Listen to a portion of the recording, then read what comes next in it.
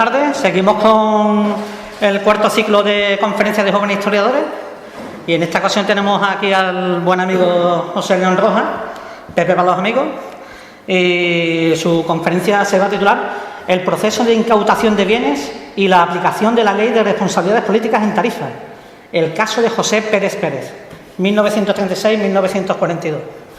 El amigo Pepe pues, es licenciado en Historia por la Universidad de Cádiz en el año 2006. Es miembro del Consejo de Redacción de la revista de Estudios Tarifeños de Jaranda. Es asimismo secretario de la segunda jornada de Historia de Tarifa, jurado del segundo premio de investigación histórica Jesús Terán y igualmente es colaborador de la Asociación para la Defensa del Patrimonio de la Provincia de Cádiz, ADIP, donde aquí tenemos algunos colegas.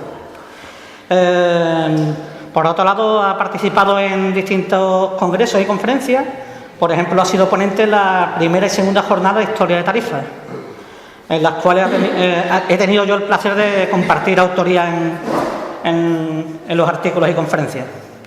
Sin más, pues ya una vez hecha la presentación, pues pasamos a la conferencia. Muy bien. En primer lugar, daros las gracias a todos por estar aquí, a Ubisum por contar conmigo y al área de juventud del Ayuntamiento de Cádiz.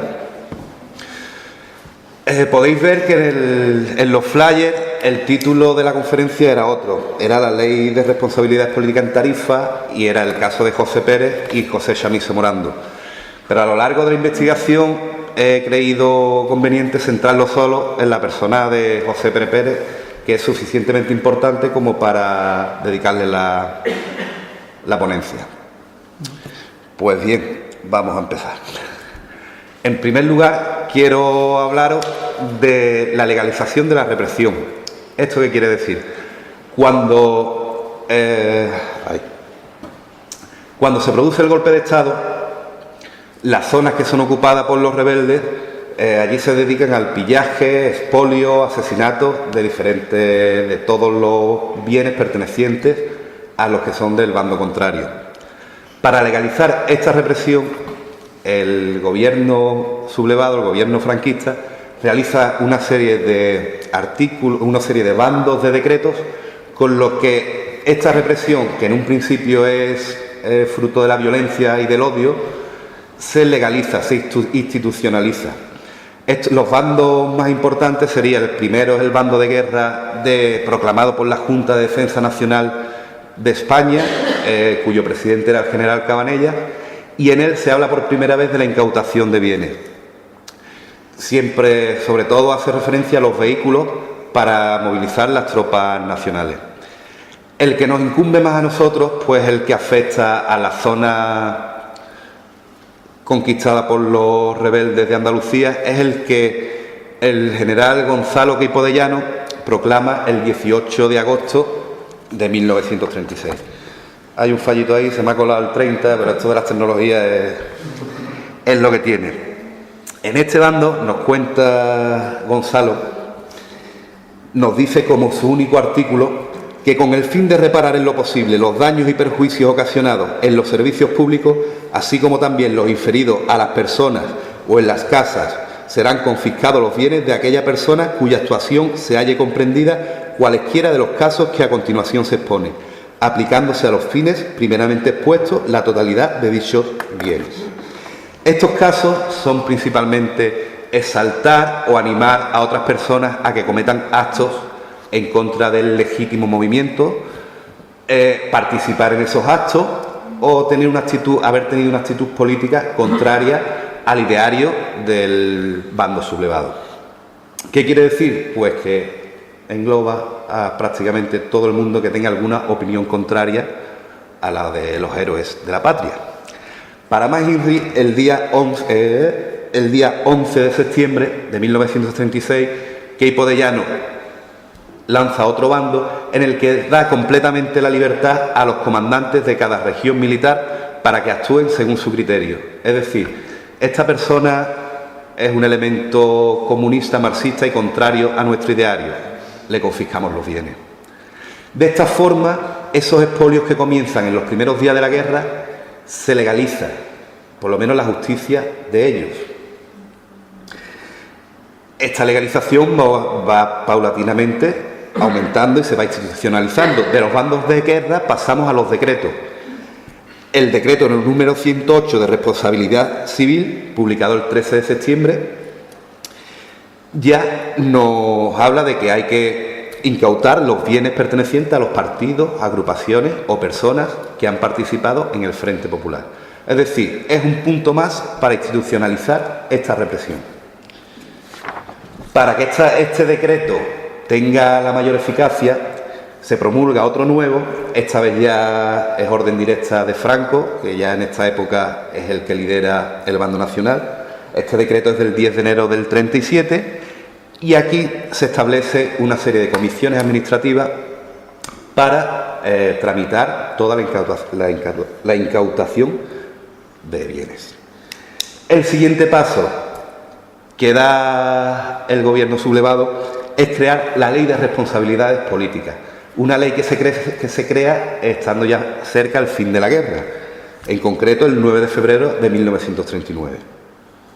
¿Qué nos dice esta ley? Esta ley, en su preámbulo, nos dice exactamente: liquidar las culpas contraídas por quienes contribuyeron con actos u omisiones graves a forjar la subversión roja, a mantenerla viva durante más de 2 años y a entorpecer el triunfo providencial e históricamente ineludible del movimiento nacional.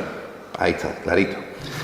Mediante esta ley se castigaba y sancionaba, pues imaginaros, a todo lo que sea contrario. A todo lo que sea contrario. Las sanciones que aplicaba esta ley eran fundamentalmente económicas, aunque también nos encontramos con restricciones para el desempeño de diferentes puestos de trabajo, sobre todo los relacionados con el funcionariado. Esta ley afectó mucho al cuerpo de maestros de aquella época. Limitar la libertad de residencia, lo que condenó a muchas personas al exilio, y siempre la sanción económica, siempre. Además, un detalle característico de esta ley es que englobaba a todas las personas que hubieran cometido actos contrarios al nuevo régimen desde octubre del 34, desde que se produce la Revolución de Asturias. Eso sería una etapa desde octubre del 34 hasta el golpe de Estado, 18 de julio de 1936. Ahí englobamos a un grupo. Y el otro grupo sería a partir del 18 de julio del 36. Es decir, juzgas a gente que hizo cosas que eran legales, porque era cuando estaba vigente el gobierno de la República. Serrano Súñez, el cuñado de Franco, con un poco de sorna calificaba a esta ley como la justicia al revés, porque es que se empieza a juzgar gente que en un régimen anterior no tenían nada de condenable o imputable. Pues en líneas generales estos serían un poco las distintas leyes, bandos y decretos que legalizan esta represión. Una característica más de la Ley de Responsabilidades Políticas, que después se me va, es que se crean 2 tipos de juzgados para llevar a cabo su desarrollo y para una mejor y mayor eficacia. Estos son los de carácter penal o sancionador, es decir, los que ponen la multa y la sanción, y estos se dividen en 2, los juzgados de instrucciones provinciales, son 3, juzgados de instrucciones provinciales, los tribunales regionales y el Tribunal Nacional, aunque el Tribunal Nacional simplemente era por si alguien apelaba a la sanción. Los tribunales regionales eran los encargados de dictar la sanción y los juzgados de instrucciones provinciales eran los que se dedicaban a hacer la diligencia del caso. Pues bien, hemos visto un poco por encima lo que fue este grupo de leyes que pretendían legalizar la actuación vandálica de los elementos sublevados.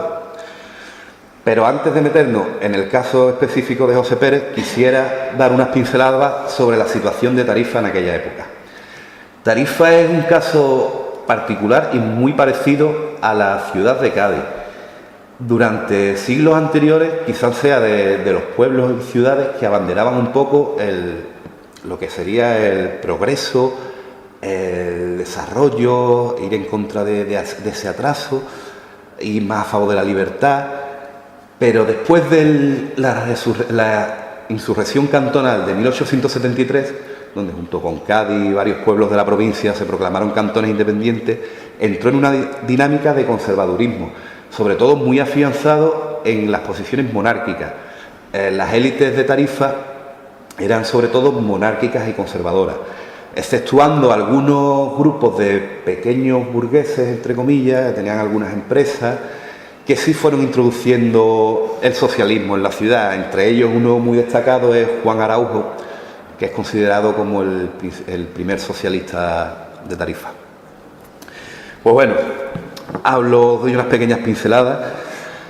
En 1930 tenemos una población de 12.345 habitantes, lo que quiere decir que la ciudad de Tarifa estaba bastante poblada para la época. Eso sí, más del 50% de la población era analfabeta. Y también nos encontramos con una dicotomía, con una gran diferencia entre lo que es la campiña y lo que es la ciudad. El término municipal de Tarifa es de los más grandes de la provincia de Cádiz, pero también era, y casi continúa, siendo un coto de terratenientes y de latifundistas. Y en esta época más todavía, se me ha ido el dato, no la vamos a liar, pero lo tenemos en la cabeza de poblaciones donde más terratenientes, donde más latifundios hay, tanto en la provincia de Cádiz como en España. Por lo que esto que provoca que el 90% de la población que vive en la campiña sean jornaleros.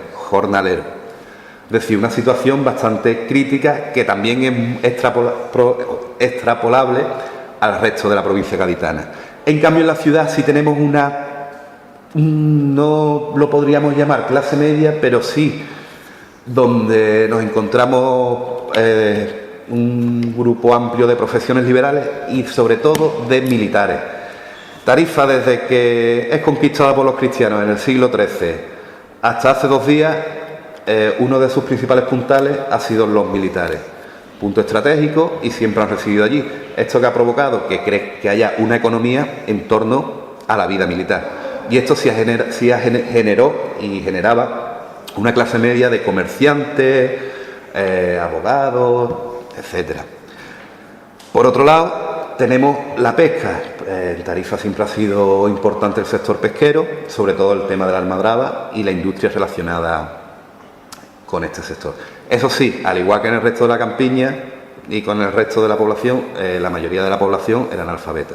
Más o menos casi la mitad de la población es analfabeta.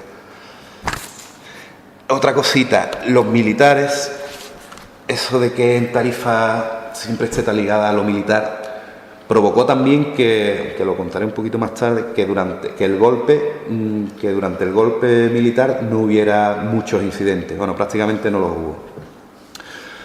Bueno, estamos en esta situación, unas pinceladas sobre lo que era Tarifa en los años 30 y nos metemos ya en la Segunda República. Como os he comentado antes, Tarifa gira hacia la derecha, pero sobre todo a la derecha conservadora y monárquica. Esto se puede ver en el apoyo que se tenía a la monarquía y en la sucesión de alcaldes muy ligados a la causa de Alfonso XIII. Cuando da el golpe de Estado Primo de Rivera, él sigue la misma tónica. Esto provoca que en las elecciones del 12 de abril del 31, las últimas elecciones de la monarquía de Alfonso XIII, en Tarifa arrasaran la derecha. Aunque ya había candidaturas socialistas y republicanas, arrasara. Un hecho que tampoco es único de Tarifa, puesto que en la provincia de Cádiz arrasaron las candidaturas de derecha. Que provocó que cuando se proclama la República se nombre directamente desde el gobernador civil una comisión gestora encabezada por Amador Mora Rojas como alcalde y José Chamizo Morando y nuestro protagonista de hoy, José Pérez Pérez, como tenientes alcaldes, con algunos más, pero tampoco nos vamos a liar. Debido a que en las elecciones del 12 de abril la victoria había sido para las derechas y como había entrado la República, hubo bastantes quejas de pucherazo, que era algo muy típico durante toda la restauración borbónica. El gobernador civil da la orden para que se repitan las elecciones. Son elecciones que se celebran el 31 de mayo del 1931, y sale la lista encabezada por Amador Mora Rojas, repitiendo la tenencia de alcaldía, tanto José Pérez Pérez como José Chamizo Morando. Ellos, una vez que cogen el poder, ven que Tarifa tiene una serie de problemas, sobre todo en el tema social, por lo que os he comentado. El analfabetismo, la cantidad de jornaleros que hay, que viven prácticamente en la miseria, y eso hay que cambiarlo. Educación y empleo. Necesitamos educación y empleo. Y las medidas que ellos establecen van encaminadas a lograr esos objetivos. Os voy a hablar un poco por encima de las medidas. El Ayuntamiento Republicano de Tarifa son precursores en la reforma agraria que posteriormente la aprobaría el Gobierno de la Nación, porque ya incluyen medidas que recoge esta ley de reforma agraria. Entre ellas, intensificar los cultivos, el laboreo forzoso, la ley de términos municipales. ¿Esto qué es? Pues que trabajen la gente del término municipal. Si después sobra trabajo, que vengan de fuera. Esto es muy curioso también, que es la recuperación de tierras que tenía adjudicadas por la cara el duque de Lerma, y que el pueblo de Tarifa llevaba pleiteando desde el siglo XV. Le daban la razón, pero las tierras nunca se cedían. Y la comisión del ayuntamiento tarifeño consiguió que le devolvieran parte de esas tierras. Otra de las medidas, sobre todo estaba dirigida a la creación de empleo, es la creación de un pantano en la Laguna de las Andas. La Laguna de las Andas, que ya no existe, que está desecada. Pues la idea fue de José Chamizo Morando, que pensó que creando un pantano podría haber riego para los cultivos, aparte de trabajo. Desde el gobierno le dijeron que eso, como estaba la cosa, eso hacía falta mucho dinero. Entonces se planteó la desecación de la laguna, que finalmente se hizo, pero ya en época franquista, en los años 40-50. También estuvieron intermediando en algunas de las huelgas que se produjeron, sobre todo con los trabajadores del puerto, que empezó a construirse aunque se paró. Intentaron evitar la subida de los productos de primera necesidad, es decir, medidas sociales. Y sobre todo, una de las medidas más importantes, y esto es uno de los principales culpables, Amador Mora Rojas, que era el alcalde y a la vez era maestro, que fue la creación de escuelas rurales para que la población de la campiña no se cultivara, y crear una cantina escolar que le trajo muchos quebraderos de cabeza a todo el equipo de gobierno. Esta cantina escolar quería dar de comer a numerosos chiquillos tarifeños que lo estaban pasando muy mal, y a la vez que estudiaban podían tener un lugar donde tener una comida en condiciones, algo que desgraciadamente hemos visto en los últimos tiempos también. Es que la historia no cambia, es cíclico todo. Bueno, estas medidas sociales, y otra cosa más que se me iba, es que el gobierno republicano, una vez que coge el poder, atacan a uno de los anteriores alcaldes, Carlos Núñez y Manzo, alcalde durante la dictadura de Primo de Rivera, perteneciente al único partido, la Unión Liberal, y que hizo un desembolso en el pueblo de Tarifa increíble para mejoras. ¿Qué pasa? Que sí, que bueno, que construyó colegios, que construyó varias cosas, pero dejó a Tarifa en la ruina, con un crédito que el ayuntamiento era incapaz de hacer frente.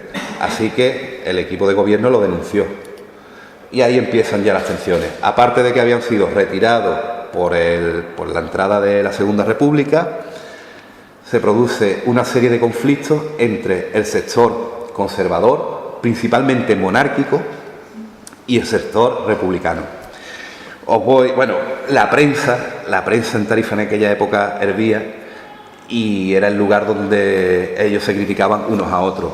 Periódicos representantes del bando conservador es La Unión de Tarifa o La Sirena, y periódicos del bando republicano y socialista es El Progreso o Voz Populi.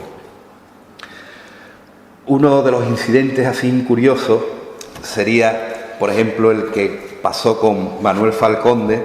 Este hombre era el candidato del carlismo por la provincia de Cádiz a las elecciones legislativas de 1933. fue a dar un meeting en Tarifa, en el Teatro del Casino, teatro que se llama allí el Liceo, y dicen que no estaba autorizado. No lo sé si estaba o no, pero la cuestión es que allí lo abuchearon y liaron la gorda.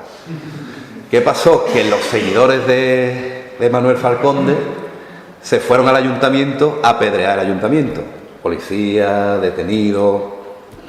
Este fue uno de los incidentes. Uno y el que quizás fue más grave, cuando se legalizó el voto femenino, fueron una serie de mujeres, sobre todo de monárquicas y conservadores, puerta por puerta, amenazando de que como votéis a los republicanos, a los socialistas, van a quitar la iglesia, va a venir el coco, en fin, imaginaros, porque ahora se puede ver en cualquier mitin del PP, tampoco es algo raro. Bueno, pues algunos socialistas o afines al gobierno republicano, entre ellos cuentan que el hijo del alcalde de aquella época, de Amador Mora, Miguel Mora, hicieron pintadas en contra de esta mujer. Pues bien, resulta que Martínez Barrio, presidente del Consejo de Ministros, iba en dirección Marbella, Estepona, se me ha ido, por la costa malagueña, con el gobernador civil de la provincia de Cádiz, y pasaban por Tarifa. Ahora hay un desvío, pero antes era por en medio de la ciudad. Salieron los elementos monárquicos a manifestarse con pancartas, impidieron el andar del coche, diciendo que los insultaban, en fin. Martínez Barrio bajó de ese coche y fue al ayuntamiento a hablar qué pasaba aquí. Y entonces se reunió con el alcalde en funciones, que era José Pérez. Aquí tenemos de nuevo a nuestro protagonista, para que veáis la importancia que va teniendo. Se reunió con él. Martínez Barrio casi decía, así que, ¿qué vamos a hacer con esta gente?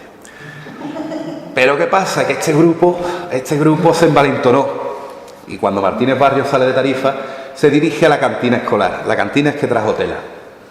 Trajo tela porque, como no sea calidad, parece que hay sectores que no lo aceptan. En fin, que se fueron hacia la cantina escolar, y en la cantina trabajaba la mujer de Amador Mora y la hija. Trabajaban de forma altruista, sin cobrar un duro. Las amenazaron, la insultaron, en fin. Llegó Amador Mora y el hijo, los amenazaron, intentaron agredirle, y entonces Amador Mora, en aquella época era más común, ahora no, llevaba su pistola y disparó un par de tiros al aire. Bueno, fue detenido ambos, el hijo y él, y destituido como alcalde, con lo que se quedó como alcalde provisional José Chamizo Morando. Pero al poco tiempo ganaron las derechas, fue el comienzo del bienio derechista, fue en el 34, y destituyeron a los alcaldes del Frente Popular, los alcaldes republicanos socialistas, y que ellos vieran que tenían tendencias comunistas o de izquierda, de la mayoría de municipios, aquí sobre todo en la provincia de Cádiz, porque estaba el gobernador civil, que era Luis de Armiñán, que era un elemento bueno. Destituyeron a todos los alcaldes, y entonces siguió un bienio derechista donde se sucedieron varios alcaldes, entre ellos Manuel Rufo Reyes, Mariano Moreno de Guerra Núñez y el último Francisco Terán Fernández. Las elecciones del Frente Popular, las que ganó el Frente Popular el 16 de febrero, provocó que se restituyeran en sus antiguos puestos a el equipo de gobierno que salió elegido en las elecciones del 30 de mayo de 1931. Y aquí nos acercamos al golpe de Estado, pero antes, entre toda una de las medidas, de las últimas medidas que fueron visibles del gobierno republicano tarifeño, fue la remunicipalización de la finca Tapaná, donde se reunieron varios representantes del gobierno tarifeño, entre ellos José Pérez, José Chamizo Morando, y fue uno de los actos que por fin se le había quitado al duque de Lerma parte de sus tierras. Después volvió a manos privadas. Bueno, y se produjo el golpe de Estado el 18 de julio de 1936. En Tarifa tenemos la noticia, en principio no hubo incidentes ninguno los primeros días, tenemos la noticia de que desembarca una bandera de la Legión en barcos donados por el consorcio Almadravero, perdón. ¿Por qué?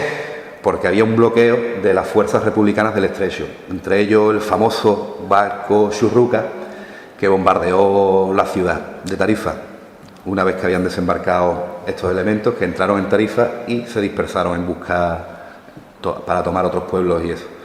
La mayoría de personajes destacados del republicanismo tarifeño se agrupó en torno a la Puerta Jerez y salió huyendo en diferentes direcciones, al campo, donde podían. Muchos de ellos acabaron reunidos en Málaga y allí formaron parte del batallón Pablo Iglesias, que tuvo uno de sus principales enfrentamientos en Córdoba, donde murió Amador Mora Roja, el antiguo alcalde. Otros se escondieron en el campo. Por ejemplo, en el caso de José Pérez Pérez, se refugió en casa de unos familiares, ante la amenaza que le podía suponer a estos familiares, dio la cara, lo encarcelaron y al cabo de 2 meses lo fusilaron.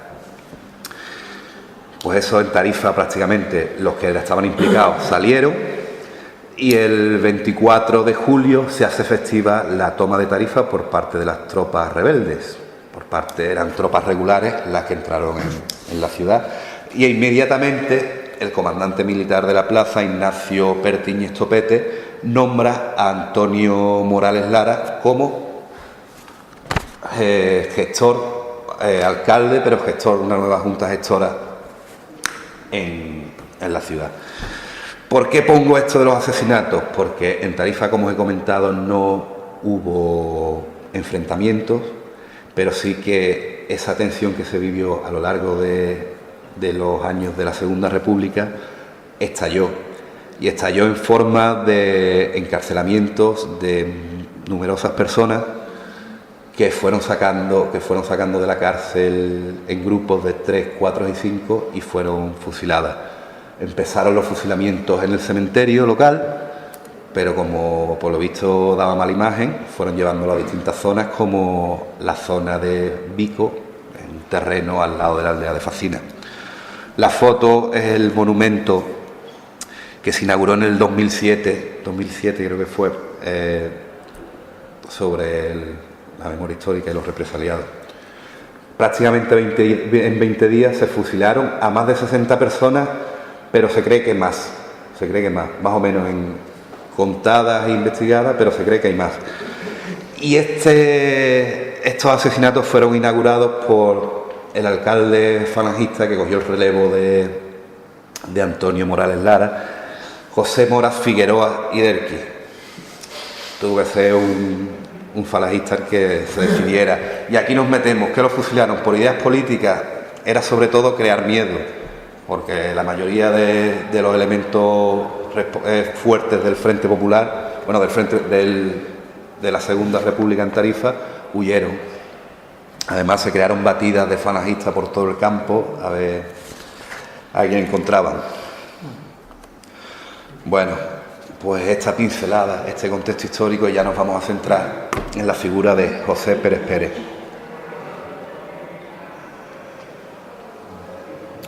Nacido en Tarifa en 1888, casado con María Núñez Ardaya y padre de 2 hijos, tengo puesto, pero hace poco descubrí que había otro más. Y lo puse ya a última hora.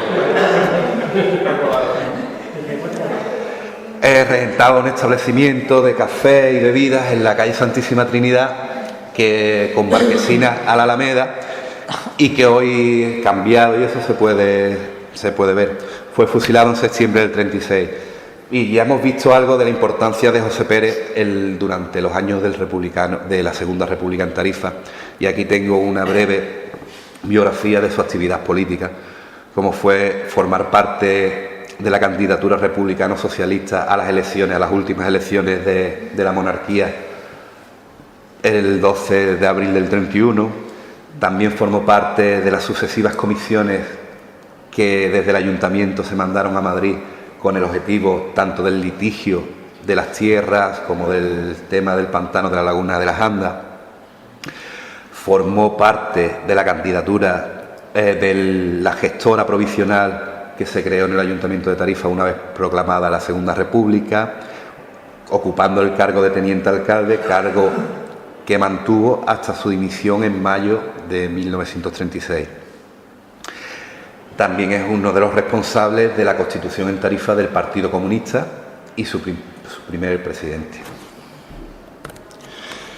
Pues bien, con estas pequeñas notas biográficas vamos a pasar al meollo del asunto, que es el proceso que le abren a José Pérez Pérez desde la incautación de bienes hasta que se le une la ley de responsabilidades políticas.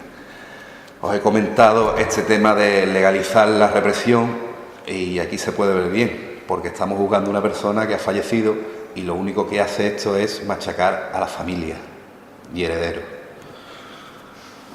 Y a lo largo de la provincia de Cádiz tenemos ejemplos que son duros. Tenemos aquí la portada de este expediente de incautación que se inicia el 17 de octubre y pongo los jueces que instruyen el caso. En primer lugar, Emilio Pérez Manzuco. Este hombre llegó a ser alcalde de Almería durante el franquismo. Como dato así, Ignacio Pertíñez Topete, que era el teniente de artillería, estaba en Tarifa, fue el que designó al primer alcalde del franquismo y fue el que inicia el expediente fue el que continúa el expediente de incautación, porque estos expedientes, estos procesos pasan directamente a los militares. Emilio Pérez Manzuco no era militar, era un abogado, pero ya cede el testigo a Pertíñez Topete. Y después continúa Rafael de Carranza del Valle. Bueno, pues vamos a ver. 19 de octubre del 36 empiezan las primeras diligencias y lo primero que se quiere es dar publicidad. ¿Cómo se da publicidad a este caso? Pues a través de los medios que había en la época. Radio, tablón del ayuntamiento y el boletín oficial de la provincia. Podemos observar en la documentación que tengo varias cartas que son dirigidas a los responsables de estos organismos para que den publicidad al caso.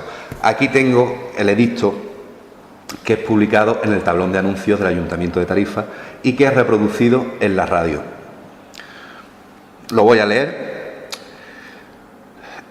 Tarifa, Emilio Pérez Manzuco, juez instructor del expediente de incautación de bienes seguido contra el vecino de Tarifa, José Pérez Pérez, hago saber que desde la iniciación del expediente queda prohibido a los bancos, banqueros y toda clase de entidades, así como a todos los ciudadanos sin excepción, practicar cualquier clase de pagos al encartado, cualquiera que sea la fecha y naturaleza de la obligación que hubiere de producirlo, y asimismo a los señores notarios y registradores de la propiedad, deben abstenerse de autorizar, inscribir o anotar las transmisiones o gravámenes que se opongan a la inmovilización o confiscación.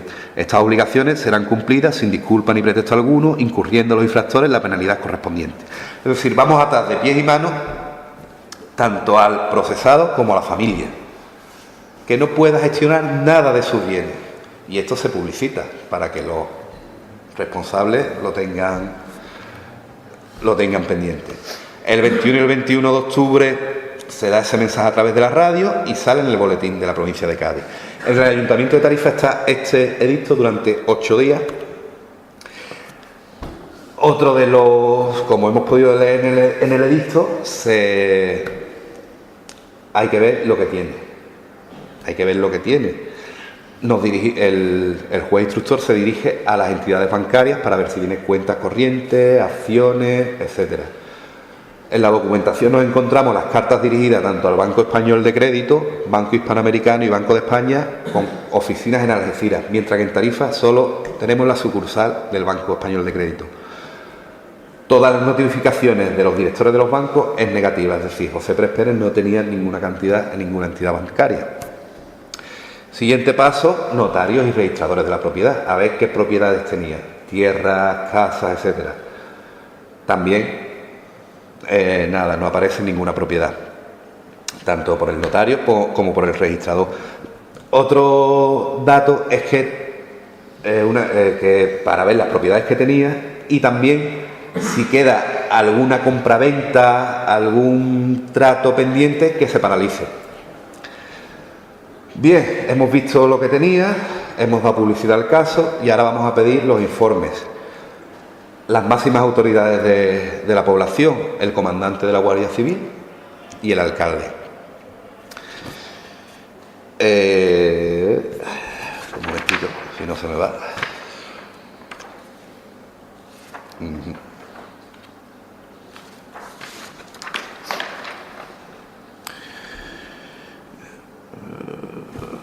Si se me va y...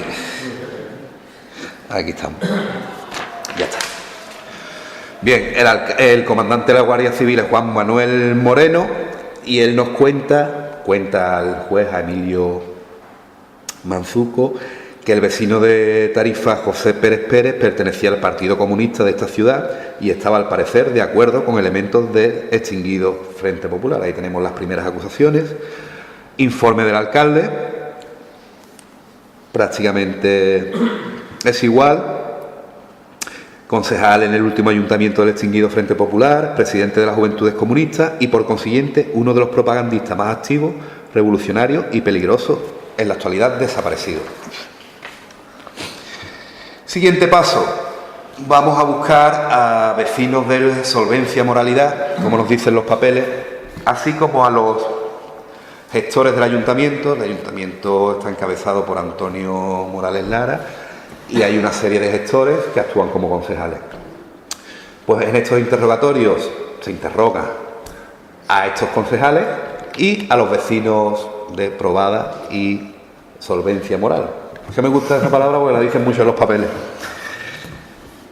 El juez que lleva a cabo este interrogatorio es Ignacio Pertiñez Topete, que sigue con el caso. Secretario y auxiliares Antonio Gutiérrez García, cabo de Carabineros, es decir, gente de carrera en Derecho. Claro. Y estos interrogatorios se realizan entre el 2 y el 26 de diciembre de 1936. Los testigos, como vocales de la comisión gestora, es decir, serían los concejales, actuarían como concejales. Tenemos a Antonio Quiles Balongo, falangista, José Escribano Gutiérrez, comerciante, Carlos Núñez de Polavieja, propietario y comerciante, y Antonio Cabezal Ruiz, que es comerciante también. Como vecinos tenemos a Francisco García Pérez Gautier, que es propietario, Francisco Villoslada Ávila, que era farmacéutico y natural de Granada, y Salvador Pérez-Quero, comerciante y alcalde destacado durante la dictadura, bueno, durante la monarquía de Alfonso XIII. Las preguntas a las que tienen que contestar estos testigos estaban encauzadas, encaminadas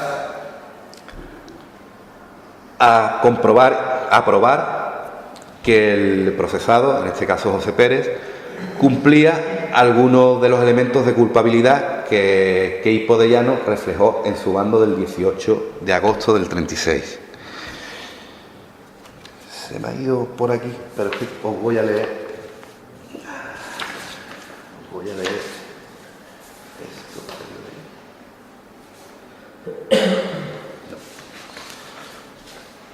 Bueno, es lo que comenté antes por encima de si animó o exaltó a las masas para cometer actos violentos contra elementos del movimiento, etcétera, que todas estas preguntas van encaminadas a eso y las vamos a ir viendo y se sacan esos casos. La primera, si José Pérez Pérez indujo actos de violencia contra las personas y daños de las cosas para implantar con ellas un régimen marxista o comunista.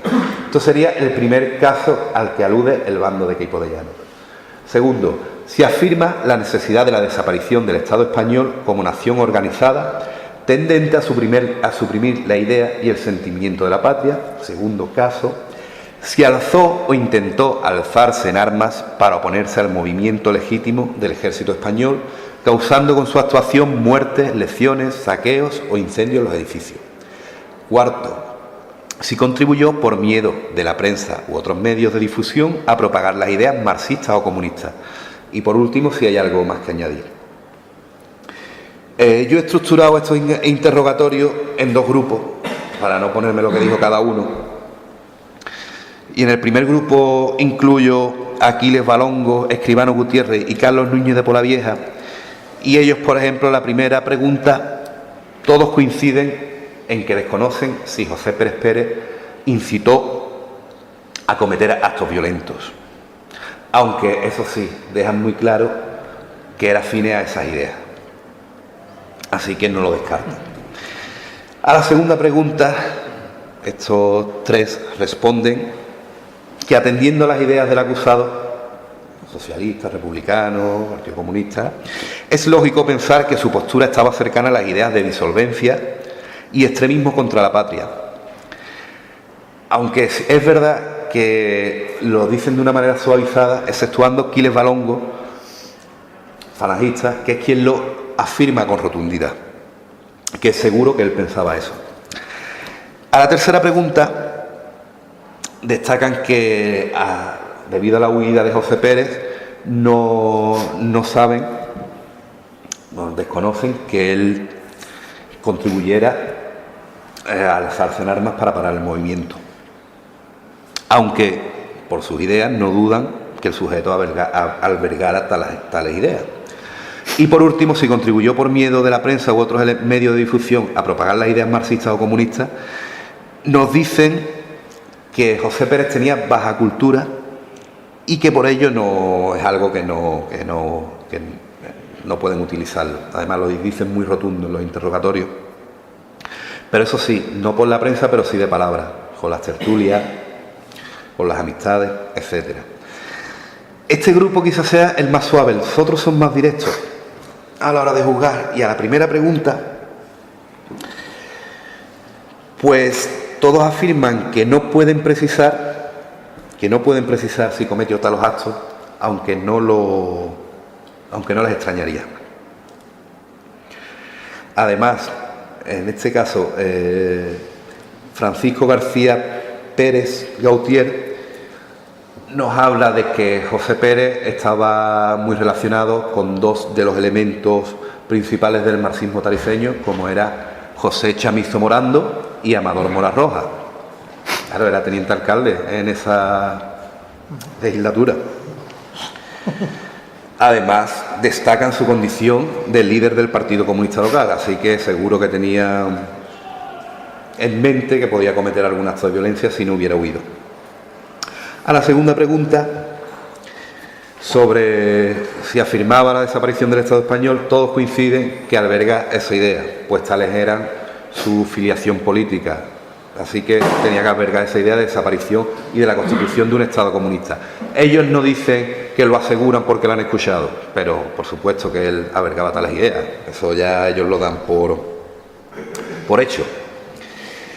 Respecto a la tercera cuestión, si se alzó o intentó alzarse en armas para oponerse al movimiento, pues todos dicen que como huyó no le dio tiempo a poder hacer algún acto violento contra las tropas del ejército, pero no dudan que si hubiera permanecido en la ciudad las hubiera cometido. Por último, si contribuyó por miedo, me he dado cuenta ahora que hay un fallo en el PowerPoint que pone miedo, por medio, los correctores. A través de la prensa de otros medios también destacan el tema de la poca cultura, pero sí que destacan que era muy cercano a los miembros del periódico Vox Populi, cuyo editor era José Chamizo Morando, así que ya estaba acusado. Tanto el grupo que he comentado anteriormente como este, ninguno alega nada. Y directamente pasamos, una vez que se ha hecho el balance de las propiedades que tenía, que hemos visto que no tenía nada propio de dinero en cuentas corrientes o propiedades, una vez que se ha dado publicidad al caso, el juez en cuestión, Ignacio Pertiñez Topete, toma la resolución sobre este caso de incautación de bienes lo haya culpable. Un momentito.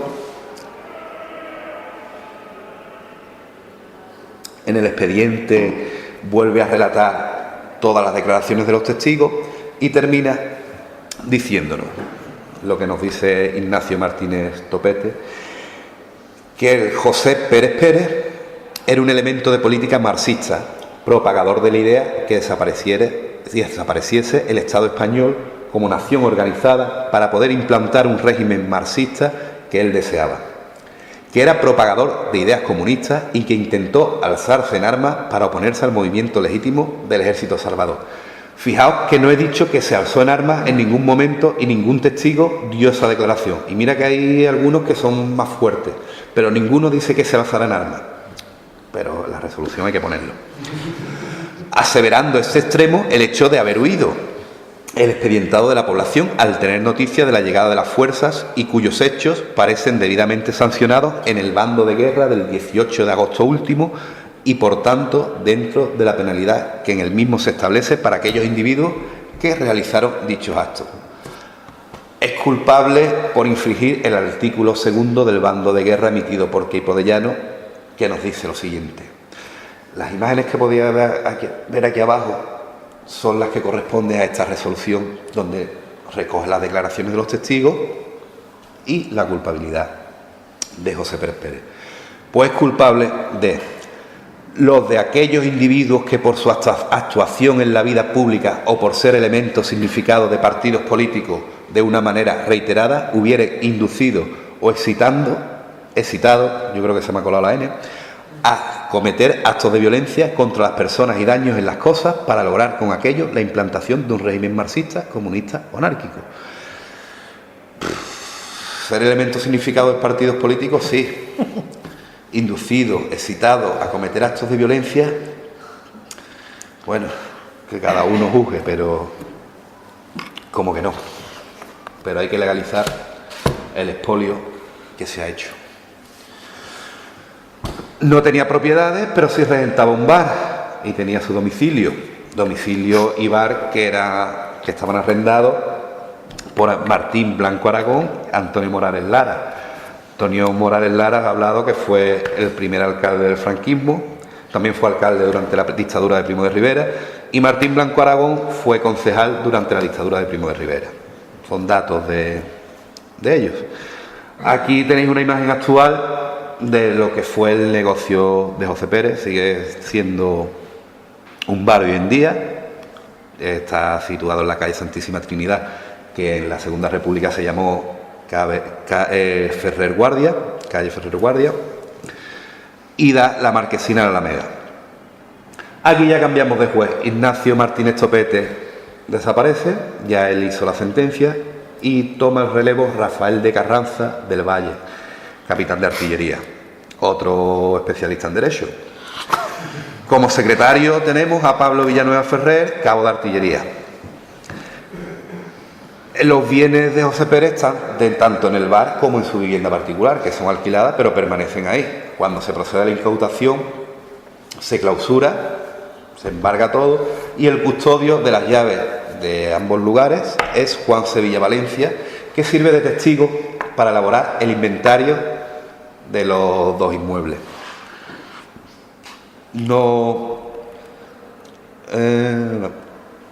No he traído el largo, van describiendo cómo van entrando en cada habitación, en cada habitáculo, y van registrando desde elementos como los vasos de vino, cafeteras, cucharas o cualquier detalle existente tanto en el bar como en la casa, desde camas, todo detallado. También destaco que nos hablan de que los 11 cristales de la marquesina estaban rotos, así que seguramente cualquier elemento falangista pues descargó su ira contra la marquesina. Bueno, seguimos. Bien, esto, tanto el negocio como la vivienda eran alquilados, tenían sus dueños, que era Antonio Morales Lara y Martín Blanco Aragón. Ellos, al tener esos negocios, esos inmuebles embargados, no pueden hacer uso del mismo, no lo pueden vender. También se le deben los alquileres, así que se quejan al gobernador civil y al presidente de la Comisión de Incautación de Bienes. Ellos se quejan diciendo que la adeudan y el no poder disponer de sus bienes y sus inmuebles a su antojo. Entonces, el juez lo llama a declarar. Dice: usted habla ahí de que es propiedad vuestra, pero tenéis que demostrármelo. Otro interrogatorio. Le hace una serie de preguntas para comprobar que son los propietarios de ambos inmuebles. Tenemos el bar en la planta, el piso bajo, piso primero es la vivienda. Estas preguntas es si han presentado alguna queja, si pueden acreditar la propiedad de la finca y si tenían el contrato por escrito y cuánto era el arrendamiento. Y bueno, y si tienen algo que declarar. Son detalles de que entre la fecha en que lo adquirieron, lo que se le adeudan, que son 9 meses, pero sí un dato interesante era lo que cobraban a José Pérez, Martín Blanco, que era el propietario tanto de la casa como de parte del bar, cobraba 50 pesetas al mes, mientras que Antonio Morales Lara era de una habitación que cobraba 15 pesetas al mes. Rafael Carranza, después del interrogatorio y estudiar el caso, pues dicen que ellos deben cobrar la deuda, pero a través de la subasta de los bienes de José Pérez Pérez. También nos dice que no se pueden separar los bienes del inmueble, es decir, el bar no se puede desmantelar, el bar tiene que seguir activo, una forma de reactivar un negocio, así que la subasta tiene que ser en conjunto. También nos propone que el negocio, para que siga y no se pierda, sea cedido a algún mutilado de guerra a cambio de una cantidad. Aquí hay un dato que se ofrece el negocio a la viuda, pero la viuda no tiene posibles para poder continuar el negocio de su marido. Además, en una de las cartas que aparecen en la documentación, la viuda insiste en que Martín Blanco le dijo que no había problemas, que todo iba a estar resuelto, pero Martín Blanco lo que quería era desahuciarla para poder venderla y hacer lo que le viniera en gana. Y de eso se da cuenta el juez y evita que Martín Blanco, vamos, a ella la desahucien, pero evita que él venda las propiedades o haga negocios con ella. Vimos un peritaje, pues el juez no queda contento y se ordena otro peritaje aún mayor, a tenor de que haya alguna suspicacia de que puedan haber inflado el inventario de bienes o todo lo contrario, se hayan quedado con objetos. Para esto, al alcalde le piden que nombre a dos peritos, 2 para el bar, 2 para la vivienda. También aparece la palabra que a mí me ha gustado, la frase de probada solvencia moral. Por supuesto, eso es. Tenemos aquí los peritos del domicilio, que son José Jiménez González, Francisco Díaz Bustamante, y los del Café Bar, José Morilla Quintana y Lázaro Trujillo Arcos. Vemos dentro de la documentación una carta de súplica que María Núñez Ardaya dirige al presidente de la Comisión de la Incautación de Bienes, que ella es consciente del embargo, de que se le han incautado esos bienes a su marido, pero pide de que si se pagan las multas o lo que pudiere, que con el resto se lo devolvieran para poder tirar para adelante. Para acreditar su condición de viuda aparece el certificado de función de José Pérez y el certificado de matrimonio. Un certificado que no había aparecido antes. Antes todas las declaraciones de los testigos es huido. Hasta que en esta carta aparece, con fecha del 12 de septiembre de 1936. Bueno, tengo aquí unos apuntes sobre la ley de responsabilidades políticas, pero creo que al principio he dado la tabarra bastante con ella, así que vamos a pasarla ligerito. Ahí. Bien. La incautación de bienes ha pasado y ahora nos vamos a otra ley más. Como no había bastante con quitarle lo poco que tenía, vamos a meterle otra cosita más. En este caso, el Juzgado de Responsabilidades Políticas de Sevilla es quien lleva el caso y el que dicta la sanción. Tenemos que el expediente es el número 1499 del tribunal y directamente se ordena al juez del Tribunal de Responsabilidades Políticas de Cádiz que él sea el que realice las diligencias, que son pedir al alcalde información sobre la participación política de José Pérez Pérez y el valor de los bienes. A ver si ya después de los dos inventarios hay un valor claro de esos bienes. Y a la viuda que declare si tiene a su cargo hijos menores de edad o incapacitados. El juez que se encarga de la instrucción es Juan Belloso Torres, como secretario José Luis Rodríguez Saiz, y se abre el expediente el 8 de agosto de 1940 y se cierra el 21 del 8 de 1942. Fijaros que llevamos con el tema desde de octubre de 1936. El alcalde de Tarifa de aquella época, Francisco Terán Fernández, manda una carta al juez Belloso Torres, en el que indica que José Pérez fue concejal del Ayuntamiento tarifeño hasta el 15 de mayo de 1936, fecha en la que dimite, que su filiación política era socialista, y aquí se aparece una cantidad de los bienes que nos arrojan un saldo de 6.500 pesetas de la época. Sería una valoración de todos los utensilios que tenía tanto en el bar como en la vivienda. La marquesina, eso sí, se me ha olvidado comentar, la marquesina era propiedad de José Pérez. Él la puso como una mejora de su local. Así que iría incluido en este saldo de bienes.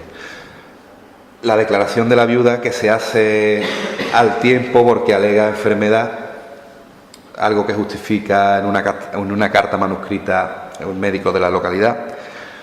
Lo único que nos dice es que tiene una hija de 23 años incapacitada por ceguera. Es lo único que recoge el papel, que manda al juzgado, al juez Belloso Torres. Bien, en el Tribunal de Responsabilidades Políticas se incluye todo lo que hemos visto anteriormente: declaraciones de testigos, certificado del comandante de la Guardia Civil, del alcalde de la época. A esto se suman 71 folios donde va recogido todo. En el Tribunal Regional de Responsabilidades Políticas de Sevilla es donde se emite el fallo definitivo. En este caso lo emite Luis Lozano Jiménez, secretario suplente, que condena a José Pérez a, como incurso en un caso de responsabilidad política de carácter menos grave. Yo esto de menos grave no lo entiendo, sinceramente. Menos grave una persona que ha sido fusilada, que le ha imputado lo poco que tenía, no sé. A la sanción de pago de la cantidad de 1.000 pesetas. 1.000 pesetas que ahora es barato, pero en la época suponía unas 100.000 pesetas. El valor de este dinero hoy día equivaldría a unos 600 euros, que está bien, con todo lo que lleva la familia pasando encima de estas multas. Pues bien, 1.000 pesetas, librándose orden para notificar a la viuda por sí y en representación de su hija, citándose además por término de 5 días a los herederos que pudieran existir, para notificarle a sí mismo la presente resolución. El fallo se dicta en el Tribunal de Responsabilidades Políticas de Sevilla, pero ellos no ejercen de recaudadores. Sí que este fallo es enviado a la audiencia, Tribunal Especial, en este caso es la audiencia del juzgado de primera instancia de Algeciras, que es quien se encarga de recaudar, de notificar la sanción a los familiares herederos y de recaudar la sanción. Esto es el fallo, bueno, lo he incluido, es el fallo completo. Y bien, el 20 del 3 de 1942, María Núñez Ardaya vuelve a mandar una carta en la que notifica que se halla en una situación desesperada, está desahuciada de su casa y no puede hacer frente a esos 1.000 pesetas de sanción. así que ruega que los bienes sean subastados de una vez y se pague la multa con ese dinero. Y hasta aquí terminaríamos la documentación planteada de todo el proceso de juicio que se le hace a José Pérez una vez que es fusilado, y que lo único que hace es meter miedo al resto de la población, marcar a las familias y despojar a las personas de lo poco que tengan. Con esto damos por finalizada la conferencia. Aquí lo que he puesto para finalizar es la fosa común donde está enterrado, en el cementerio de Tarifa. Y esto es un poema, una frase de Tierno Galván, donde se recoge un poco, os lo voy a leer: todo es cambiante, todo es perecedero, todo puede ser sepultado por las cenizas del tiempo, pero hay algo que no puede cambiar mientras el hombre sea hombre, y es el amor a la libertad. Y esto un poco en homenaje a todos los que sufrieron en aquella fecha la violencia, la represión y con esto damos por concluida la charla. Espero que haya gustado, y si tenéis alguna pregunta, cualquier duda que hacerme, aquí estamos, lo que pueda o responder.